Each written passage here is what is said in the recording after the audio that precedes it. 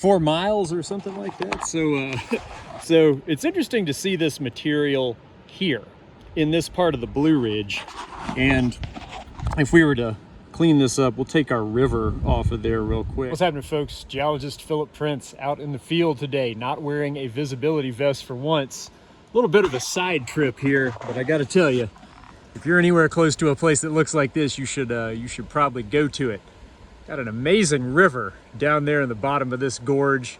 Incredible cliffs on the far side of the gorge there. Great day today, and not a building inside over there. Absolute wilderness with a magnificently rugged landscape over there. Really incredible to see. And if you turn around behind me, you can actually see some of the rocks that are also present on the far side of the gorge there that are making that outrageous looking topography. Sort of unusual looking rock for this region. Kind of big blocks and slabs. If you get up close to it, got some really cool patterns to see. You have almost this like fine kind of a layered structure there. And one of the most noticeable aspects of the rock is that it's brilliantly white in color. Now, if you took a geologist from the East Coast in particular and showed them rock that looked like this, that was brilliantly white,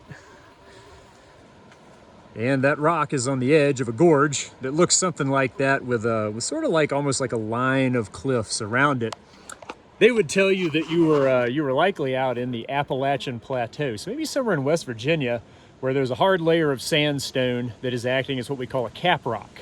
The river's cut down through that cap rock to make the canyon, and the cliffs you see are where that really, really hard rock is kind of sticking out on the walls of the gorge. Well, we're not in West Virginia. This is actually Western North Carolina, and this is Linville Gorge. A lot of folks have asked about Linville Gorge on my channel, so here I am.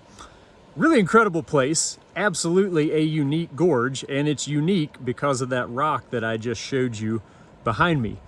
What is that rock, and how did it come to be here, sort of mixed in with what you would describe as generally a more typical rock for this part of the Appalachian Blue Ridge? I'm gonna try to draw that out today. Made my way down this trail here, rough spot. Fortunately, a tree fell up here behind me, and it may give me a place to sit to try to draw this out for you. That would be happening right up there. I'm not sure if that's going to work or not. We're going to take a stab at it. It's very bright and it's very windy, so may have to retreat further down and then talk about what we're able to illustrate. But right in front of you here, that's pretty much what this place is all about. This unusually layered, absolutely clean white rock, and it's quartzite.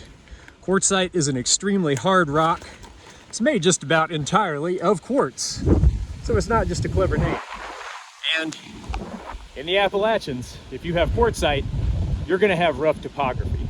How rough is that topography going to be? Well, it sort of depends on what the quartzite is mixed in with, how the layers of the quartzite are sitting in the landscape. Are they tilted, are they flat? All of these characteristics or properties come together and determine what kind of a landscape this stuff is going to make. And I'll tell you, when you look out over a spot like this, you're glad that you got some quartzite mixed into these more standard Blue Ridge rock types, because it does absolutely amazing things. The Linville River down here, these incredible meanders. It's almost directly under me down here, doubles back on itself, and makes its way that direction all the way out into the Piedmont. So what's up with this part of the world? Actually, we'll point out in the distance there, really unusual looking mountain out there as well. How'd you get quartzite here? I talk about it like it's something really special. It actually is in the Blue Ridge. Talked about this in other videos.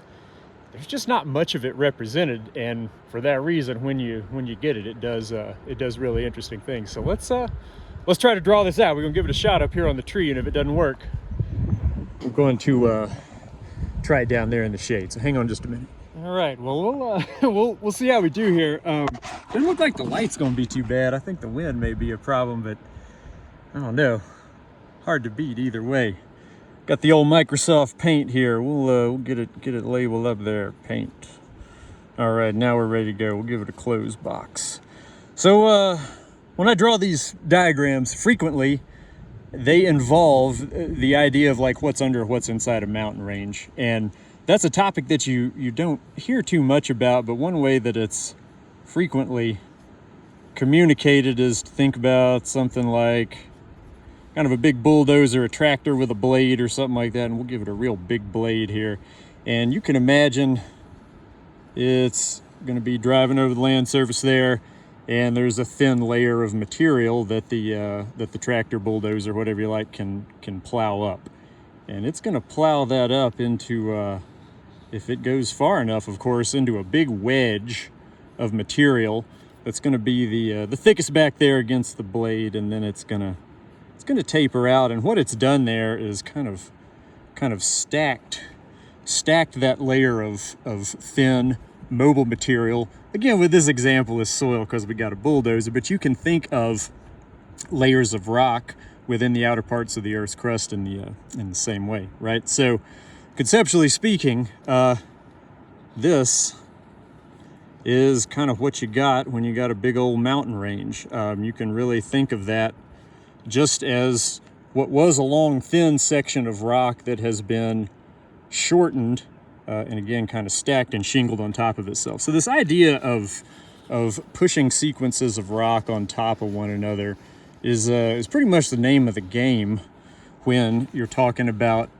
compressional or collisional mountain ranges like the Appalachians where we are now. So kind of the usual suspects here. At this point, if you watch this channel a fair bit, yeah, you've probably seen this a few times, which is the point, actually. It's not an idea that you see a whole lot of, but what we're gonna style out here first is sort of kind of an ancient Appalachians, and I'll tell you right away, I'm gonna have to move that down. I'm gonna need a little more space here on our paint screen. We're gonna have to zoom out some. All right, here we go. Do something like this. Okay, so we have our big mountains off there on the right, something like that. Okay, cool. And what I just drew there, that's the really important part. And if you watch the Pilot Mountain video from a few weeks ago, oh no, you might have some idea of what I'm up to there. So let's kind of start filling in some more bits and pieces here. That line's not gonna work. All right, so what I'm doing here is trying to develop that idea of the sequences of rock being kind of pushed or stacked on top of one another. And again, that's that's really what you want to be thinking about when you're thinking mountain ranges like this. If you want to look at a modern day example, take yourself over to the Himalaya on Google Earth, and that'll work pretty well for you. So this is kind of ancient Appalachian history. Got these big, huge mountains, huge gorges cutting into them. Even down here in front of those huge mountains, we have some pretty good sized foothills there, all the way down to what is today the Appalachian Valley and Ridge, where you have these kind of wrinkles in the sedimentary rock. Okay, so whole idea of the tractor there. So if we put our tractor blade on this one, it would be going off the right side of the board like that, right? Cool. So there is ancient Appalachians, which were really big. Putting the cap on the pin, something like you'd see in the Andes or Himalayas today, probably something like that. And we'll need to color a couple layers here, because the really important part in this drawing is that guy right there. Okay, so that green layer, shorten that up just a little bit there. That green layer is what's going to be all this quartzite that I keep talking about and that we're looking out at over in the gorge there, right? So with this squeezing of the Appalachians, we've taken this sequence of rocks, stacked them on top of each other, and you've got this really unusual pattern where underneath this big slab right here, you've got that green quartzite layer. You see it out here again, and then it's down underneath everything, right? So let's take it to 2025 here, and hopefully this is going to work pretty well. All right, so you end up with something like that, and we'll have to touch this up here just a little bit.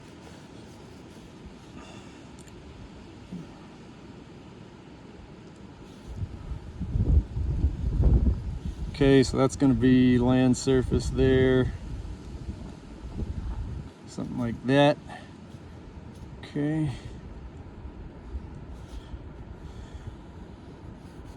Nice to draw on a dry erase board and listen to a really cool river down there in the bottom of the gorge, I got to tell you. Okay. So we'll do just a little touch up there because, again, this is what's going to be the really important part, right? So where I am right now is where these green layers here, which is the quartzite, are meeting the land surface. Now you see that quartzite again right on the Tennessee border, right at the edge of the Blue Ridge, and then beyond that particular quartzite layer is done. It's way down underneath the ground surface. So here's your today's Appalachians. Get ourselves a Blue Ridge here, and we'll even put a Blue Ridge escarpment on it, because we're right on that Blue Ridge escarpment, where in that direction you step down onto the Piedmont, right? So let's get some mountains going here today. Pretty good sized mountains up here on the Blue Ridge. Not too far from me here, you have the Roan Mountains, which are not quite the highest in the Blue Ridge, but they're right up there. And then out here in the valley and ridge, you have these long, skinny, narrow ridges that are sometimes pretty high, but generally speaking, they're not quite as big a mountains as we got here in the Blue Ridge. So, last touch here, in my particular location now, you would have this river coming along. It's going to be flowing out like that, and it's exposed that green layer of quartzite in the gorge in front of me, right? So what your takeaway here is that you're looking at what we geologically call a window. There's like a little bumped up sequence of rock here that's not that little. It goes from about Old Fort, North Carolina, up to Boone, and within that bumped up sequence of rock, you have the quartzite layer that you see there, and it's so topographically resistant that anywhere it touches the land surface, it's making a mountain. So it makes quite substantial mountains along the North Carolina-Tennessee border. You don't see the quartzite again because if there at all, it's way down under the surface, and actually it's been kind of chopped off by this fault here, and then suddenly it pops up again in Linville Gorge.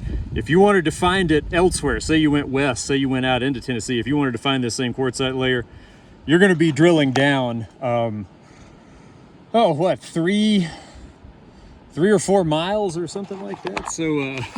So it's interesting to see this material here in this part of the Blue Ridge. And if we were to clean this up, we'll take our river off of there real quick.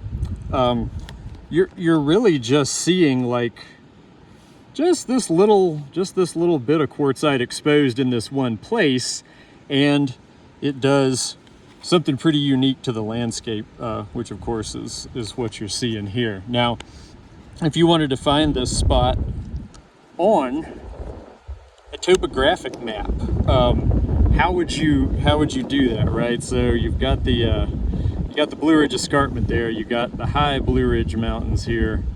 We'll do escarpment. Got the valley and ridge out here. How would you find this particular spot? You most certainly can do that, and we will try one more drawing here. And this will be looking at a smaller scale area. So if we had something like this. So that step there is going to be our Blue Ridge Escarpment. Okay, so we'll take that one right off to the edge there. So the Blue Ridge Escarpment is kind of this steep step in the landscape, and then all of a sudden it gets this crazy sort of curving gorge in it, and then right next to that curving gorge there's another crazy curving gorge, and that's actually what we're looking at right now. And the first one there is North Cove, and in this particular case that's Linville Gorge. That's what you're looking down into there. And all of these quartzite cliffs that you're seeing across the way, they're kind of like running around pretty much all of this, kind of framing up these crazy, sort of unusually jagged and rugged mountains like you may be able to see off there in the distance. So really unique place here, and one that's absolutely worth a look. If you go back to the first drawing I did there, if you go to Linville Falls, I talked about a fault there. You could actually see a geologic fault that is a boundary between some of these big rock sequences, and it's like right there where you can walk up and look at it. So, man, amazing spot here, and one that gives you a really good reason to think about how a mountain range is assembled, because without those particular stacking details, you're never going to end up with a place like this, because you're not going to be able to put different rock over top of this and then have the erosion come and just locally expose this one like you see here. So remarkable place. I don't know, we might hop down the trail a little bit further, see what else we can see. Also might take it back up, because certainly the rock behind me is going to be worth an additional look here. Got to pick up my eraser there before I get out of here. And this is a good chance to take a final look at some of this quartzite rock here.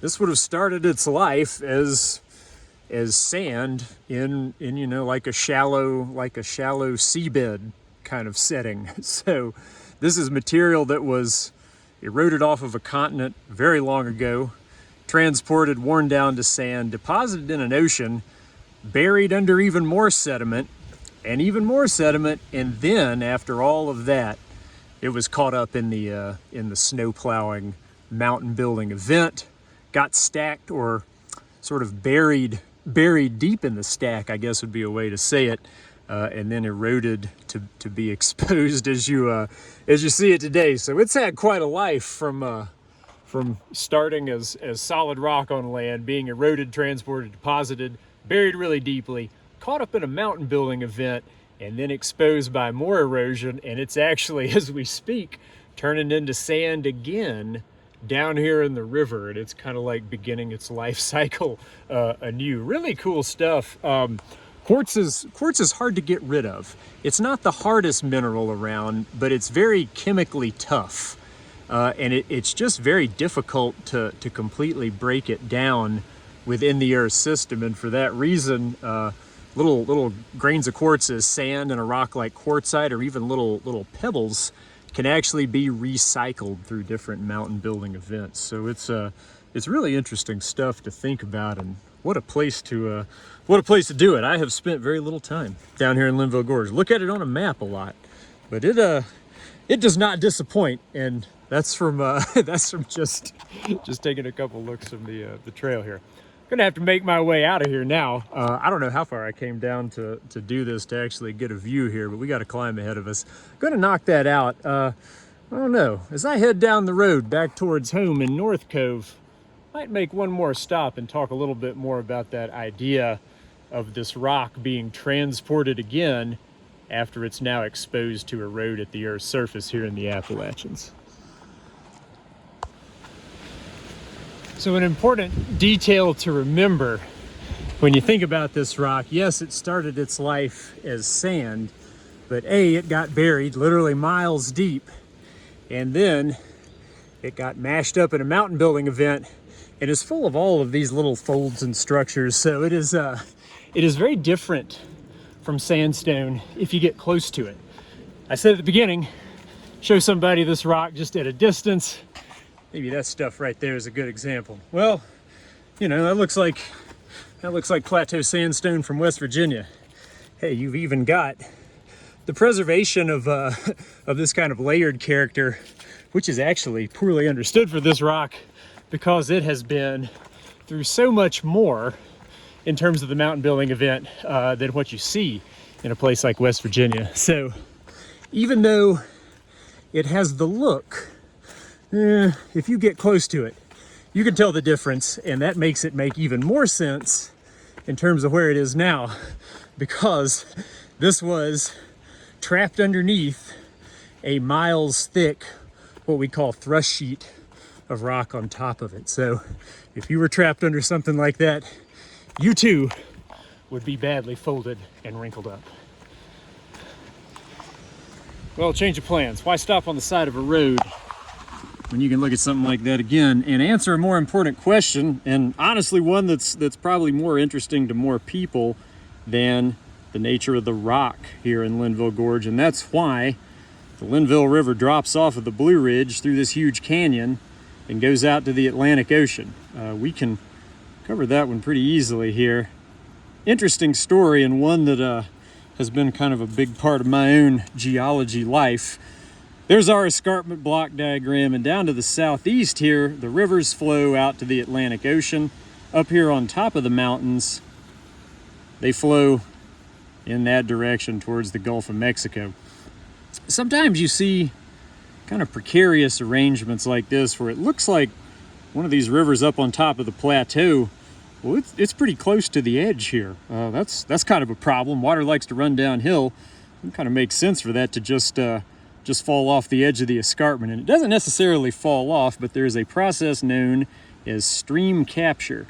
And that happens when one of these steep little streams coming down the escarpment actually erodes its way into the edge of the plateau there, and you can kind of fill in the rest here.